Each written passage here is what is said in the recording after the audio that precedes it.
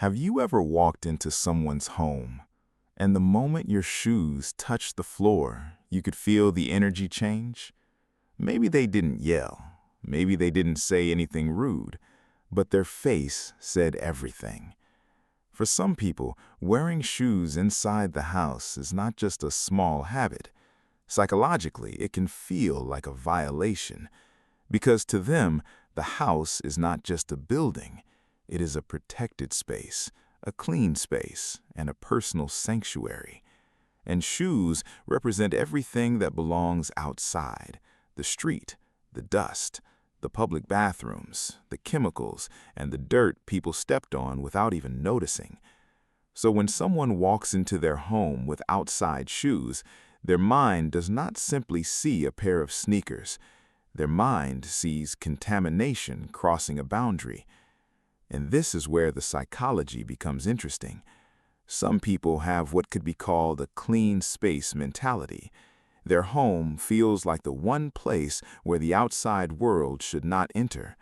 After dealing with noise, people, stress, work, traffic, and public spaces, the home becomes the place where their nervous system finally relaxes. So when outside shoes enter that space, it can feel like the outside world has followed them in, not symbolically, but emotionally. The floor is no longer just a floor. It becomes part of their peace. That is why dirty shoes can trigger stress so quickly. For them, cleanliness is not only about hygiene, it is about mental calm. A clean floor can make them feel in control, safe, and settled. But shoes from outside can instantly break that feeling. This also connects to something called disgust sensitivity. Some people naturally imagine germs more vividly than others. They picture the sidewalk, the gas station floor, the public restroom, the mud, the bacteria, the dust, and the invisible residue that shoes carry.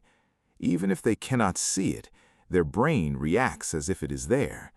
And once that image is in their mind, it's hard to relax. To someone with low disgust sensitivity, shoes inside may feel normal. But to someone with high disgust sensitivity, it can feel deeply uncomfortable, almost like watching someone place a dirty object on a pillow. That reaction may seem dramatic from the outside, but inside their body, it can feel automatic. Then there's the emotional side. Respect. For many people, taking your shoes off is not only about cleanliness, it's about manners. It says, "I respect your home." So when someone walks in and keeps their shoes on, it can feel personal, not because the shoes themselves are evil, but because the action can feel like, "My comfort matters more than your space." That is why some people become upset so quickly. They are not only reacting to dirt, they are reacting to a broken boundary. And boundaries are deeply psychological. A home is one of the few places where a person gets to say, "This is mine. These are my rules. This is how I feel safe." So when that boundary is ignored, the person may feel disrespected, even if the guest had no bad intention. Culture also plays a huge role. In many Asian, Middle Eastern, Eastern European, and other cultures, removing shoes is basic respect. It's something you learn as a child. You don't question it, you just do it. So if you grow up in a home where shoes are never worn inside, seeing someone walk through the living room with outside shoes can feel shocking, almost rude. But in other homes, especially in some Western or Latin American contexts, wearing shoes inside may feel completely normal. Some people were raised to believe that being barefoot on cold floors is unhealthy. Others grew up in homes where everyone kept shoes on because it felt practical. So the conflict is not always about cleanliness. Sometimes it's two different childhoods meeting at the front door. One person thinks, "Why are you bringing dirt inside?" The other person thinks, "Why is this such a big deal?" And both are reacting from what feels normal to them. Now, psychologically, people who keep shoes inside may have their reasons too.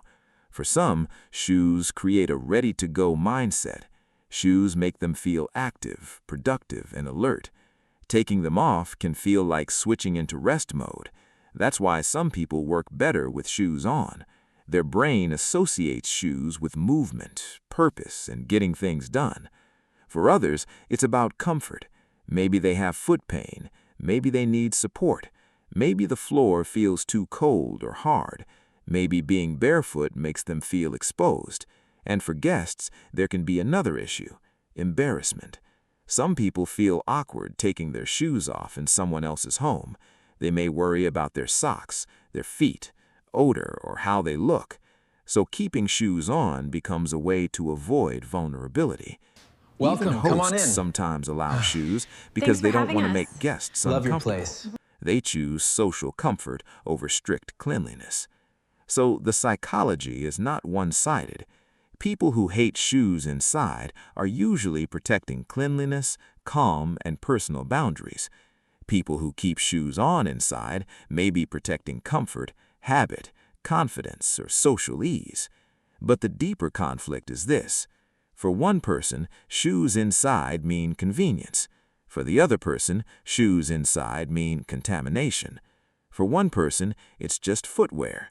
For the other, it's the outside world entering their sanctuary. And that is why this small habit can create such a strong emotional reaction. Because the argument isn't really about shoes. It's about safety, respect, culture, control, comfort, and all the invisible rules we carry from childhood without realizing it.